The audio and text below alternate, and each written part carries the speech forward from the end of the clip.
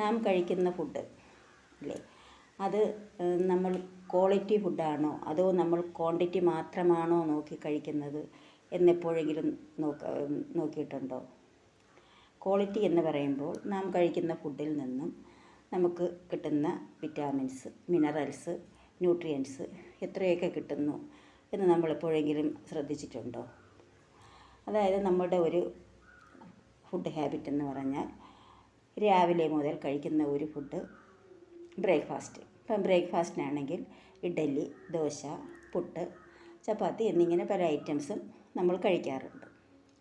അത് കഴിഞ്ഞിട്ട് പിന്നെ ബ്രഞ്ച്, അത് ഇഷ്ടമുള്ളവർക്ക് എന്ത് വേണമെങ്കിലും അതും കഴിക്കുന്നു. പിന്നെ അത് കഴിഞ്ഞാൽ ലഞ്ചിന് നമ്മൾ നല്ല വെള്ളച്ചോറോ കുത്തരിച്ചോറോ അത് ഒരു പ്ലേറ്റ് എടുത്ത്, പിന്നെ അത് കഴിഞ്ഞ് കുറച്ച് കപ്പ, നല്ല മുളകരച്ച മീൻ കറി, പിന്നെ കുറച്ച് വെജിറ്റബിൾസ്, സലാഡ്, അച്ചാർ എന്നിങ്ങനെയൊക്കെ നമ്മൾ കഴിക്കുന്നുണ്ട്. പിന്നെ അത് കഴിഞ്ഞിട്ട് വൈകുന്നേരം ചായ, കടി, പിന്നെ അത് കഴിഞ്ഞാൽ പിന്നെ ഡിന്നർ അല്ലേ.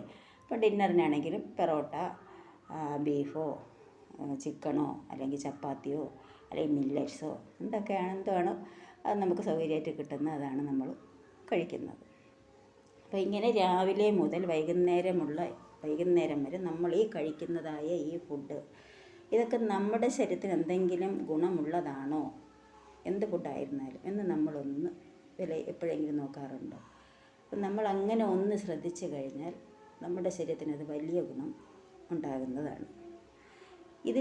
ഇതിൽ ഞാൻ ചോറിൻ്റെ ഒരു കാര്യം മാത്രമാണ് ഞാൻ പറയുന്നത്. ഈ ചോറെന്ന് പറയുമ്പോൾ വേഗമുള്ള അരിയുടെ ചോറുമുണ്ട്, വേഗ് കുറഞ്ഞ അരിയുടെ ചോറുമുണ്ട്. അപ്പം പണ്ടൊക്കെ ഈ ഇരുമ്പരി ഉണ്ടായിരുന്നു. അപ്പോൾ ഇന്നിട്ട നാളെ വേകുന്ന കണക്കിനുള്ള അരിയൊക്കെയാണത്. അപ്പം അതിപ്പോഴില്ല.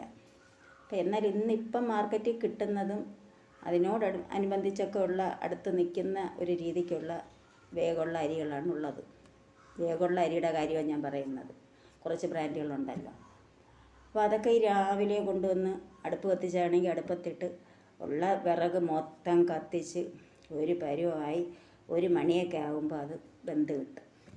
ഇനി അല്ല എങ്കിൽ ഒരു 2 മണിക്കൂറൊക്കെ നമ്മൾ വെള്ളത്തിൽ കുതിർത്തിട്ട് പിന്നെ കുക്കറിലാണെങ്കിൽ വെച്ച് വേവിക്കുന്നുണ്ട്.